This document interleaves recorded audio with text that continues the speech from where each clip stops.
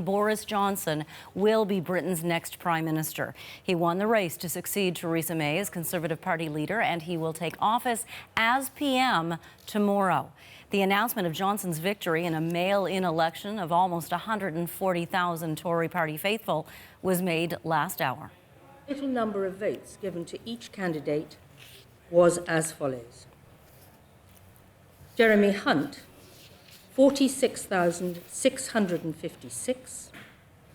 Boris Johnson, 92,153. And therefore I give notice that Boris Johnson is elected as the leader of the Conservative and Unionist Party.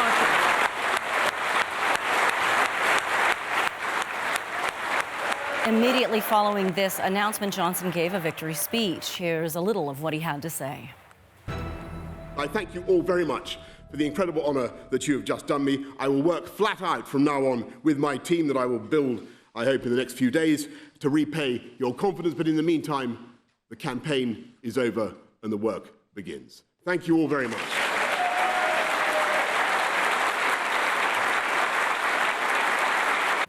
And what a lot of work there is to do. Our Cameron McIntosh is outside the venue where this result was announced. Cam, walk us through how this latest political drama unfolded. Well, you know, there's the drama within the Conservative Party. You could say that was within the building today, and the drama out here. A lot of people came down here to be close to this. Many of them were not very happy about this. We saw demonstrations, people demanding that there be an election now. They don't like the notion that the Conservative Party is basically appointing a prime minister by a mail-in ballot.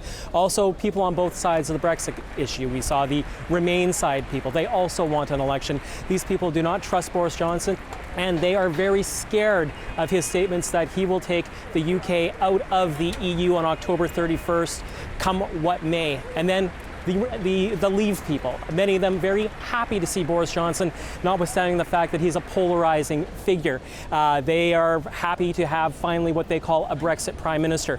As for Boris Johnson himself, I think he recognized some of these issues in his speech today.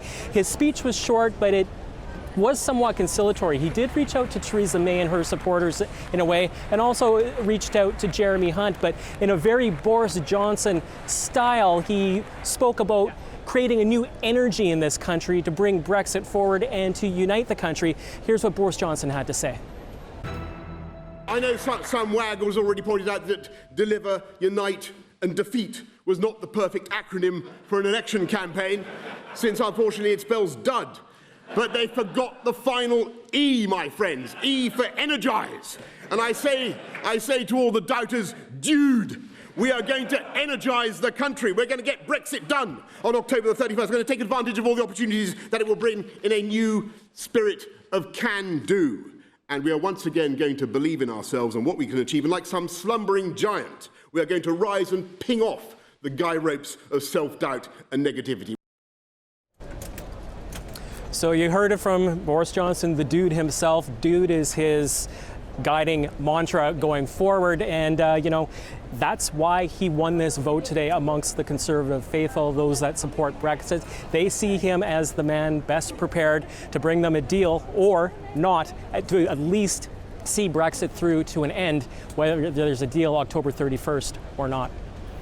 My goodness, Cam, he's starting this prime ministership with such a rocky road to travel. He's got a lot to do between now and October 31st. People can't think this is going to be easy for him. No, I think that's one notion that everyone agrees on, no matter where they stand in UK politics right now, that this will not be easy for Boris Johnson. He has rifts within his own party. Senior cabinet ministers were resigning yesterday. One resigned today. Two more say they're going to resign before Theresa May steps down as the prime minister tomorrow. So in a way, he's going to have somewhat of a high-profile backbench opposition within his own party, not to mention Jeremy Corbyn, not to mention just the public in general. Support for the Conservatives is around 25% right now. Support for Brexit is much higher, but Brexit means a lot of different things to a lot of different people, and many people here came today just to protest the notion that this is still going forward. Here, listen to what one Remain protester had to say outside today. It's going to be the shortest-lived premiership in British history, that's a fact, because he said do or die. So October the 31st, we're supposed to be leaving. They have no way of getting a deal done by then. We cannot go out with a no deal. So on November the 1st, he'll have to fall on his sword. And not surprisingly, right after the Boris Johnson announcement, Labour leader Jeremy Corbyn, the opposition leader, tweeted out demanding that there be an election. We're hearing that from a lot of people on the street right now. And not to mention also that Boris Johnson has work to do within the greater Parliament. Keep in mind that the Conservative government here is a minority government. It's being propped up by another party. Boris Johnson has some discussions to have with them as well. Thank you for this. CBC's Cameron McIntosh reporting from London for us today. In just about 20 minutes, I'm going to speak with someone who's going to help us unpack just what's next for the United Kingdom in the hands of its new Prime Minister. So with Boris Johnson in power to steer Britain out of the European Union, what does it mean for Canada? What does it mean for trade negotiations between our two countries? For more on this, right now let's turn to Janice McGregor. She's standing by in Ottawa. Janice, where do bilateral trade talks stand between Canada and the UK? Well, when Canadian trade negotiators first sat down with the British to start talking about what a bilateral trade agreement might look like between the two countries, I'm told it was pretty brutal. The British negotiators, very inexperienced, sharp contrast to the Canadians' veterans now of a number of bruising rounds with the Americans and the Europeans. The British, I'm told, were very overwhelmed with the scope of this task in front of them, trying to roll over some 40 different trade agreements, including the one with Canada. And they were really lacking, I'm told, a sense of what was realistic for a trade partner like Canada to agree to under the current circumstances. Nevertheless, I'm told that a deal to more or less continue the existing trade arrangements between Canada and the European Union, as far as Britain was concerned, was reached over a year ago. An official in Ottawa tells me it actually went to Cabinet for approval, subject to the UK being able to agree on a withdrawal agreement with the Europeans. Now, of course, we know that did not happen.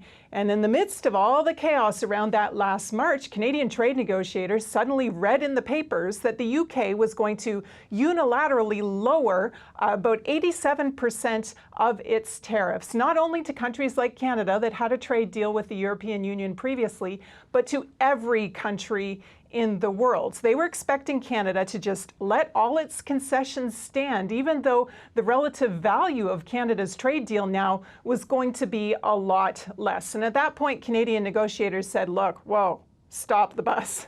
This cannot stand. The British media have reported that there was some anger towards Canada and not giving them a political win on this, but I'm told, in fact, it wasn't really a row. There was disappointment and frustration, but in reality, the British negotiators understood that their politicians had really taken away most of the bargaining leverage they could have had on this. So what do you think, Janice? What are you hearing that we should expect with Boris Johnson taking over? Well, a few things. First of all, the trade minister under Theresa May, Liam Fox, he was not an ally of Boris Johnson during this leadership race. So I think in the coming days, we need to watch to see if we're going to have a new trade minister in charge of this file. And if we do, will there be a change in approach? Will that decision from last March stand, or are they going to change their mind again? There could be another twist in this saga. I'm told Canada's top trade policy official, Steve Verhoeven, is likely heading back to London in the coming days to meet with the new leadership, take a feel, see where they might be going this fall, because of course October 31st is coming up very quickly. If they do crash out without a deal, I think it's fair to say that that is going to be harder on British businesses than it will be on Canadian businesses, and that, you know, is maybe a cause for some comfort, but there will be some negative impacts in the short term, particularly for Canadian businesses who have been taking advantage of the labour mobility terms in Canada's existing deal with the European Union. That will be lost, perhaps, if they can't work something out. But look, there's been so much chaos, so much drama in this. I don't think anything's over yet. Canadians tell me they are still talking. So I guess we'll see where Boris Johnson wants to take this. CBC's Janice McGregor in Ottawa, thank you. Donald Trump was quick to take to Twitter in the wake of Boris Johnson's win today. His message was brief. The U.S. president posted congratulations to Boris Johnson on becoming the new Prime Minister of the United Kingdom. He will be great. Now he faces the tough task of Brexit's looming deadline. October 31st, he says he'll leave the EU with or without a deal. Simon Usherwood is the Deputy Director of the UK in A Changing Europe, a think tank, and he joins us now from Guildford, England. Thank you for being with us today. Pleasure to be with you. So Boris Johnson says with or without a deal, October 31st, Brexit will happen. What do you think of that? Well, he's said a lot of things during this leadership campaign. I think what's really going to be the test is what he says tomorrow outside number 10 at the point that he becomes Prime Minister. I think there's a real uncertainty in his statements. On the one hand, as you say, there is that deadline at the end of October, but also he says that it's undoubted that there will be a deal to be reached.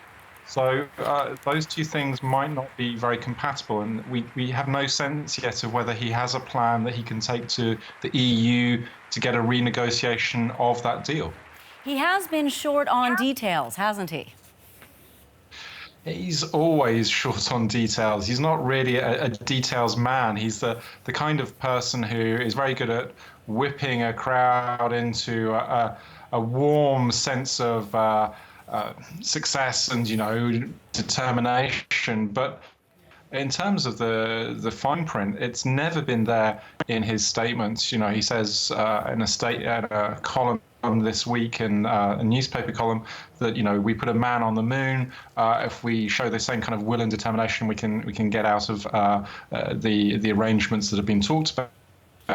Even though that's a very different kind of thing, and no explanation of how actually practically you achieve that. So I think the next 48 hours are going to be critical for that, to see if there is something behind all of that show. One of the big things he's going to have to do is try to unite his incredibly divided party. He was conciliatory in his acceptance speech.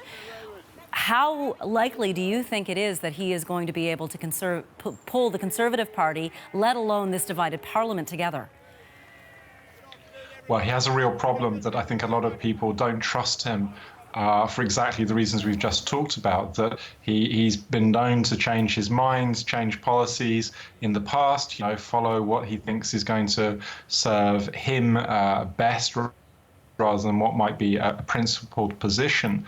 So what we should be looking out for is in the next day or two is, are you getting members of the party deciding that they can't work with Boris Johnson as Prime Minister, and whether that means that he loses the already very small majority that he has. He only has a majority of 4 in the House of Commons, and if he loses that, then it's anyone's guess as to how this moves on. How likely do you think it is that he could face a no-confidence vote?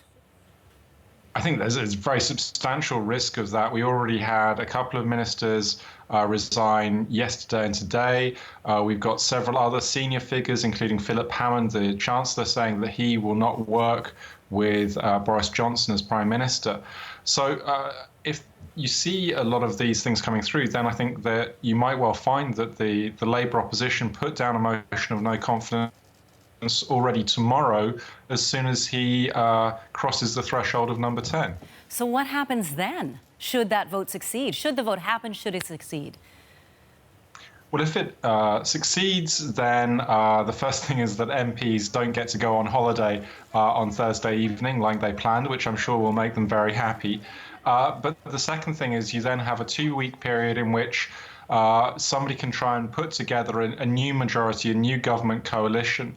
That could be Boris Johnson himself. It could be a different leader.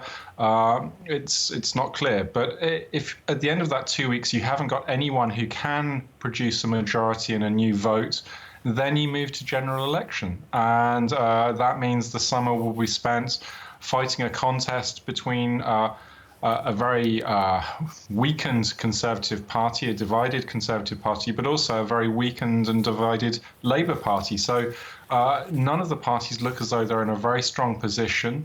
We have the Liberal Democrats in the centre. We have the hard Brexit Party also doing very well in opinion polls. And so we might see a big shift in the seats given to MPs in that contest, probably producing no one having a majority. And then we have a whole new round of coalition discussions, which might lead into who knows what direction. And more uncertainty for Britain's economy in this time when it's facing Brexit. I mean, that can't be good for anyone in terms of business.